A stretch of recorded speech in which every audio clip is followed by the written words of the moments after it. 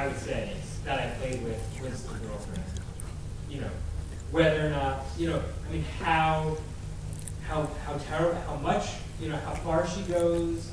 I mean, I wrote a draft where she doesn't cheat on him. I wrote a draft where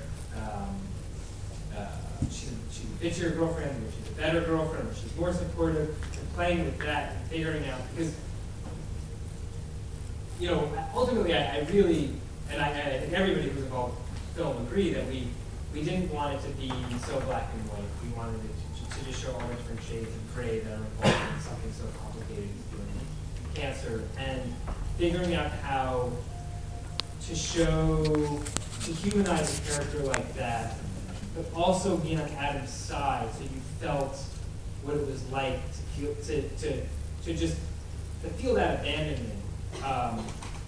That was really tricky, and I mean, that's the one part of the movie that I still don't know for sure that we nailed, but I mean, I think, you know, we played with so many different variations on it. This was the best.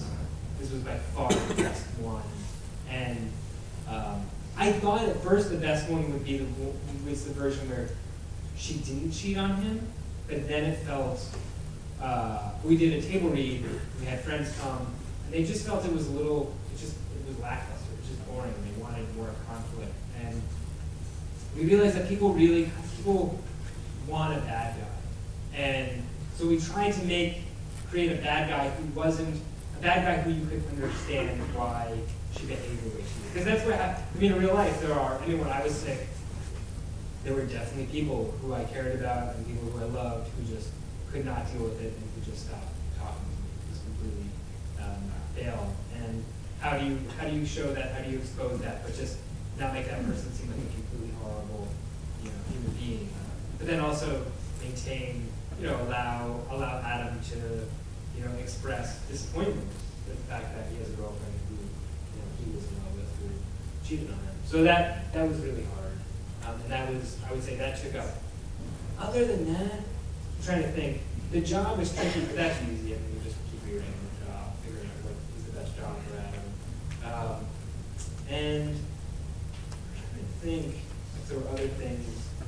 I was also thinking about things that I worked on a lot more in the second act, because Adam's character is passive. So which, you know, I think, you know, one of the first lessons you learn is that, you know, you should not write passive characters because you want them driving the action. So how do you have the main character sit back and allow everyone else to tell this, you know, drive the action for him in the first half of the movie? And that was, so figuring out how to make those scenes work were tricky. And I tried a lot of, I wrote scenes with him and between Adam and Kyle where they did various different activities that were cancer related, and figuring out what, you know, not only what were the best comedic set pieces, but what was also, you know, how to best tell Adam's story in a way that he didn't, because I wanted him to be passive, because when you have cancer, you are passive, because you have no control, you lose control, and, you know, you have a million people around you telling you is best for you. And so just figuring out how to figuring out a way to tell the story so it didn't feel sluggish. How much fun was it writing the scene where they just destroyed her painting? I mean, you know. That was fun. Yes. That was fun. We paid a few artists we shot the movie in Vancouver, and we had a contest with some local artists to paint us the shittiest paintings they possibly could. And that was the winner. And I think we paid her like $500. I don't know how much we paid the artist. What a great credit. I had the shitty paintings. Yeah. And then the prop guy just brought out like a crate of just, well, we just sat there like listing off all the, because we added that scene at the last moment. So just the most random things that we could chuck at this painting, you know, the axe, you know, I mean, it was like eggs. You guys just saw them. Yeah, I did not forget everything. Like the setting it on fire was fun. That was the best one. pouring gasoline on it and setting it on fire. Like throwing weird knives at it. But they were like, we went in the kitchen and we raided the kitchen and they were throwing like spatulas at it and just throwing like frying pans. It's just like anything that just seems slightly ridiculous. It was fun. Yeah. Black? So the first thing that I did after getting home from seeing this in the theaters was look up the song "The Other Side of Mount Heart Attack" by Reiser that's used in the surgery scene. I was wondering how much of the music in the film was your choice, if any, and how important was the music to your creative process?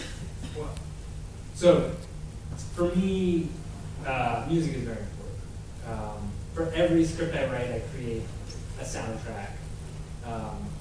And I listen to that, and that music really inspires me, and it helps me get into the heads of my characters. So I'll create playlists that are just based on the music that I think the characters listen to, or music that inspires moments. And for 50/50, so I made a long playlist. And Jonathan Levine, when we started working on the script together, we would listen to my playlist. He started adding his songs to it, and then he ended up making a mix of our songs that he then gave to the actors before we started shooting. And so music plays a huge role. And then when we were actually editing it, I had a fair amount of say in the music. The Liar song, we had our editor Zine Baker pick that song, and he has great taste in music. The Bee Gees song, "When You Love Somebody," that's playing when Adam is stoned and walking to the hospital. That was basically, he cut that scene the exact way that it ended. Like his first cut of that scene, the first scene that he cut in the movie was that scene. It is the exact same way, the song, the same cues, as the first cut that he did on that. And so he has really impeccable taste, and John has great taste. John did the whackness. I don't know if anybody saw it, but that has great music. We love that. We love that. It has really good music, right? So those guys have really good taste, and I actually got it was a real lesson for me in music film. Yeah. By the way, you got one here. I too know what it's like to have a mom that worries a lot, and I was just curious, 'cause when someone gets cancer, it affects a lot of people. Obviously, I was wondering what were the reactions of your family and friends when you got the film? With the film? Yeah. Well, I would say that if there's one thing in the film that really closely depicts real life, it's the relationship between Adam and his mom. And because of that, I kept my mom from seeing the movie up until the very last moment. The Toronto Film Festival, when with Renee O'Brien, I couldn't keep up with anymore. I was terrified that she was going to, just what her reaction was going to be, and that she was going to be offended or she was going to be humiliated or embarrassed. But she loved it. And but actually, it's really funny because so during the scene when Adam tells Diane, his mom, that he has cancer, and she says, "I'm moving in," always gets a huge laugh, and then he refuses her offer, and then she has an emotional breakdown and she starts crying. At the Toronto Film Festival, as I was watching that movie with my mom, she leaned over and she goes, "Please tell me this is the worst of it." And I'm like, "Oh fuck." But then at the end of the movie, she was so into the movie that I remember at the after party in Toronto, she ran up to Joseph Gordon-Levitt and she kissed him on the cheek and she said, "I'm your mother, Adam."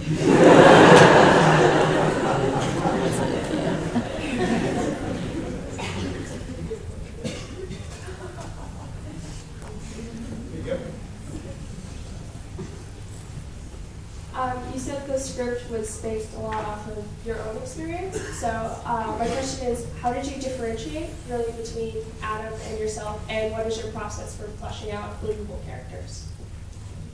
Okay. So differences, is it the differences between Adam and I? Like, how do you keep it from being I'm like much an better exact with copy? I think that's a joke. The process of differentiating between the two of us. I don't know, honestly, I would say that I think at first he really was, and just unconsciously. I was writing this character from my point of view based on my experiences, but just dropping myself into scenes that maybe were fictional, but just how I would react when I was 25, when I was that person, who I was, how would I react in this moment. And then, but the only difference was that in the first draft, Adam was a little bit jokier than he ultimately ended up being, because it just worked a little bit against his character. And I would say my process for developing characters is actually, I spend a lot of time on my characters. I like to base my characters on people I know. So I will pick people who I'm inspired by, who I think are really interesting personalities, and I will build characters and mold them around those people. And I will interview friends of mine, and I will talk to them. And sometimes I won't even end up using the things that they tell me when I interview them, but it just gives me an added texture to just think about just creating these three-dimensional layers of a person, just starting with where they're from, what their life was like growing up as a child, what were the difficult moments, what were the happy moments, what was the dynamic between them and their parents, why are they now in the place they are, the person they've become, what are the decisions they've made, the things that have happened in their life that have affected them up to this point. And that started with the way I thought of, the way I thought of my character with 50/50. That was really how I thought about him. And that's really helped me with every script I've written in a sense. It really allows me to get to know them in a really personal level.